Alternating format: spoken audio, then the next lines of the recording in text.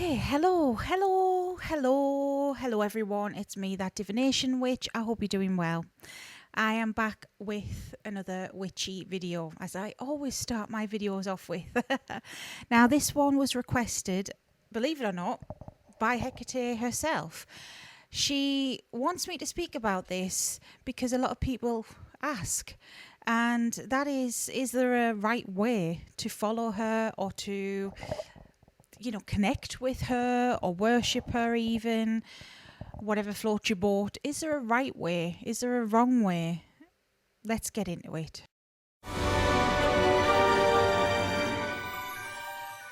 So, if you're new here, hello, welcome. I'm Sarah. I'm that Divination witch. I hope you stick around. It's a safe space here where I chat about what I know. I share things. I ask people to ask me things, ask each other things, help each other out. It's a safe space here. No question's a silly question. Ask. Everyone's got to start somewhere. And if you like that, hit subscribe.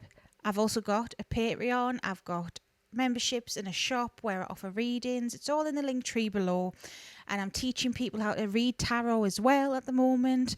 And there'll be more lessons coming up. So yeah, check it out if you're interested. Thank you. So it is a common theme that people ask if they are connecting with Hecate in the correct way, worshipping her in the correct way, working with her in the correct way. People seem to be afraid that they're going to pee her off, that she's going to get angry over the slightest little thing. I get it. I get why. And it's not because Hecate herself is a vengeful goddess or jealous goddess or anything like that. And in fact, although she can be a strict teacher, in my experience, she is one of the most kindest and compassionate out of all the deities I've ever met. She understands when somebody can't do something, whether it's for health reasons, mental or physical, whether it's money, fiscal reasons. She knows that we have certain limitations as human beings, and she's not going to push somebody that far. She can push you out of your comfort zones because that's how you grow and learn. But it doesn't mean that she's purposely harming people or getting angry or nasty over silly things. That's ridiculous. Hecate herself, she's got this reputation, let's say, of being a dark mother, the divine, dark feminine. And she does have aspects of that to her. Yes, she does. There's no two ways about it. She is both dark and light. She's queen of heaven, hell, everything. All domains fall under her. The way I see Hecate, and I've explained this loads on videos, is that she is the divine feminine. She is an embodiment, a name for that energy. And she can come to you in different forms, different guises. She has so many epithets in history. She rules over so many different things. Yeah, she rules over the dead, but she rules over the living too. She was a guide to lost souls, and that means helping souls cross over, pass on from death to the afterlife. But she was also a childbirth goddess, helping souls pass on from the before times to now, into life. She really is that intermediary, that that feminine touch, that embodiment of what it means to be a woman, I suppose, in all aspects: dark, light, happy, sad, ugly, pretty, whatever. She is anything and everything. That's the way I'm seeing her now. Most commonly, yeah, she's known as a goddess of witches and witchcraft, and that's mainly because it was a mystery even back in antiquity.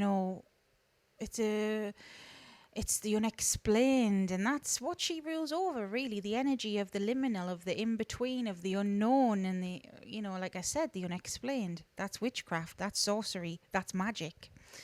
And that's Hecate. And so you look her up, and in modern days, you may normally see videos to do about her links with witchcraft, especially her Hellenic mythologies, and you hear people's accounts on her.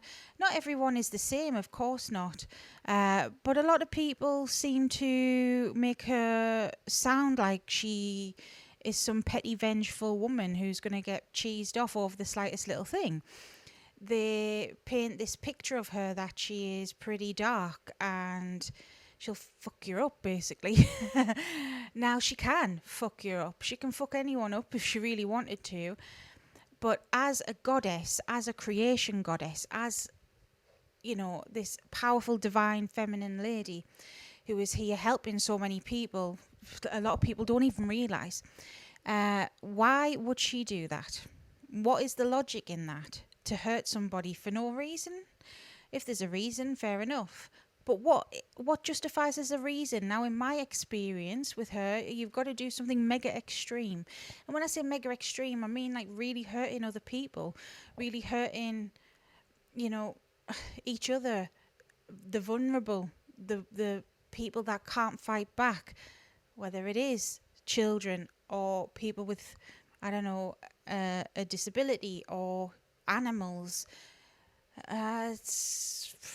For whatever reason, if you are taking advantage of other people in whatever capacity that may be, then she may not favour you. If you are an asshole, basically, well, you're going to be met in kind. That's something I've known about her. She meets people in kind with energy. What feeds into this fear, I feel, is her tough love. She has tough love. And she won't sugarcoat things. If you need to hear something, she ain't going to sugarcoat that. She's not going to make it easy for you to swallow. If you have to hear something, you will hear it. So there's plenty of time she's came through in readings for people, giving them some, I suppose, home truths. And I try and soften the blow, but even when I do, it hits home. She will tell you what your problem is, even if it's not, all right, you're a effing bitch. She's not nasty, but she says the difficult things, the things that you have suppressed, even the things you're like, oh my gosh, yeah, oh, that's a bit. She does this not because she wants to hurt people. She does it because she wants people to overcome it. She wants us to be strong. She doesn't want lost souls. That makes her job 10 times harder. She wants us to be fulfilled, strong, fierce, independent people who know our own minds and know what we want to achieve and how to achieve it, basically. Like, she doesn't want us wandering, worrying, all of this jazz. So that's why she can be that way, and that's what feeds into this fear, I feel. Now, when it comes to Hecate and answering the question, is there a right or wrong path to work with her? The short answer is no, there isn't. There are many takes on who she is. There are many types of people who work with her, and there are many different sorts of paths and teachings out there. It can be overwhelming, and it's not just a Hecate thing, it's all deities. It's all, not just deities, but religion in general or spirituality in general. There's so many options, so many choices. What do you do? Now, my advice, if you're just starting out, would be to research her. Look at who she is. Look at history first and the mythologies and maybe books of a more historical context. And then listen to other people's accounts, the good, the bad, everything. But try when you listen to not take that personal, especially if you haven't experienced that from her, whether it's good or bad or whatever. Try and make your own mind up. There is a saying that I live by, is speak as you find. I speak as I find. I give people in general a chance. And if they've been an a-hole to me, well, I'm not going to give them another chance, So it's the same with deities in general. Like, no matter what other people say, I'm not going to let that stop me pursuing a relationship with them in whatever capacity that may be. I'm not going to let that stop me connecting with them. What I'm going to do is I'll bear it in mind, but I'll not let it paint my view. I'll go into it like I would if I didn't know. Be respectful, do my research, get to know Hecate, get to know deities and go from there. And then it's what resonates with you. She's taught me there is no right and wrong. And what you may feel is right now might be wrong for you in a few years. You know, for me, my path's changed. It's always changing. You know, what was right for me when I first started is not right for me anymore. I'm learning more about her. My path's changing. I have other influences as well, other deities, other spiritual things that I'm looking into that also shape this. And it's how she has a relationship with you as well. It's like, you know, people, we don't all get along. Some people just don't get along. Some people are just not each other's people, but you might be civil to each other. Or some people, you know, might see her as a mother, like I do. Others may see her as a mentor. Others may see her as something else. It's all personal. And then there's nuances in that as, right, well, what is she there to teach you? Is she teaching you anything? Is it just worship? Or, you know, are you expecting anything in return? You know, what does she expect of you? What aspect of her is reaching out to you? You know, the different epithets of Hecate. What other deities are involved as well here, if any? It's so nuanced and so personal that one person's path with Hecate will not fit another person. So I get asked another question all the time, like, what rituals do you do to connect with her? Well, that's like asking how long's a piece of string, in my view. Some people may be reconstructionists. They may follow Hellenismos. Some people may follow Goetic magic. So that could be, you know, the Greek magical papyri, or it could be sorcery, or it could be literally like demonology. Some people may be on the left-hand path. Some people may be Luciferians. Some people may, you know, believe in a particular very, very specific path on the left-hand path, or any path. Some people may be more Wiccan based. And Wicker is always, I just want to add this, is always thrown around as an insult. Okay, can we stop that? Like, I know people say it's culturally appropriating, and I get that. But if it wasn't for Wicker, we wouldn't be where we are now, being able to be so open about any form of paganism, witchcraft, anything. So we owe it at least something. Can we stop using it as an insult? Yeah, we might have our opinions on Wicker, but it's not all bad. So, you know, all these different paths have different sorts of rituals. There's high magic, ceremonial magic.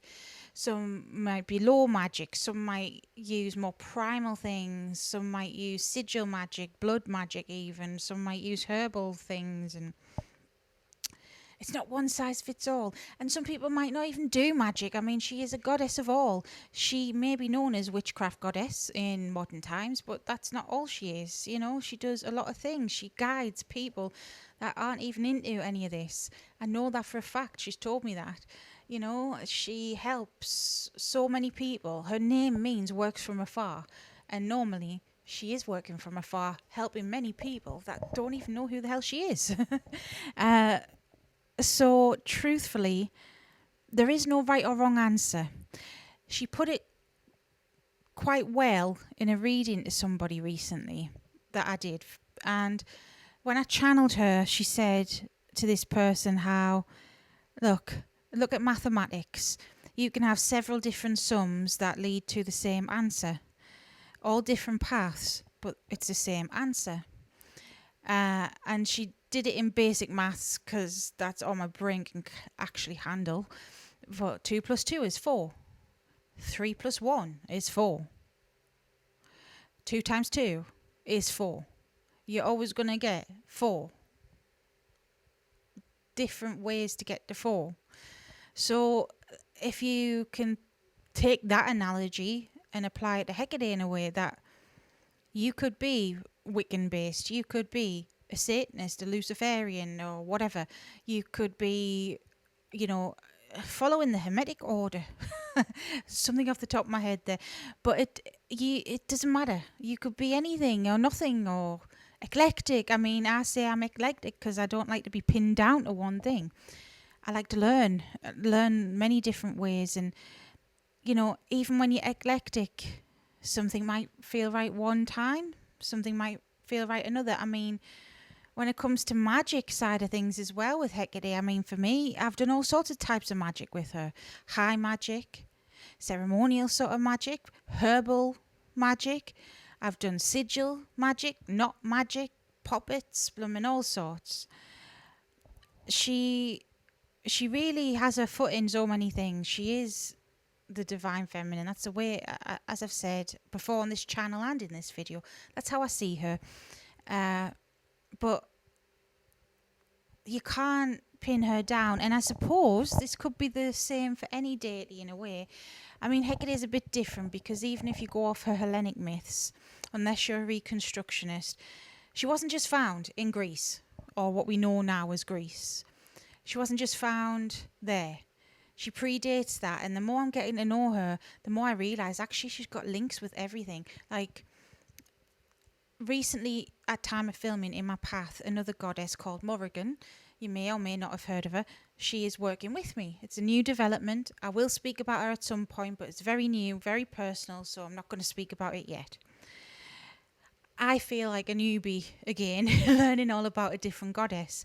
Now, Morrigan and Hecate have a lot of similarities on the face of it. Triple goddesses, dark goddesses, all sorts of different epithets. Similar personality types as well. Similar styles of working, it seems. But in my very basic research of her, when I first started researching the Morrigan more, because I knew the basics, but I need to know more. I was just watching a video on YouTube, and they said something in this video about the translation of her name meaning Lamia. Now, Lamia is an ancient Greek word, and the Lamia was said to be daughters of Hecate. Now, the Lamia are like half snake, half beautiful woman, and they're said to be like the first vampires, basically. Something around that, and it just made me think, holy shit, Morrigan and Hecate are just more connected than I realised. It's like the energy of Morrigan could be like a daughter of Hecate, and I have thought that just between us, I have thought that about Lilith as well. The whole vampire thing, you know, there's something in that, and that aspect of the divine feminine. It's like more, I mean, Morrigan isn't just this, I'm still getting to learn about her, but she does have a lot of feminine rage in her.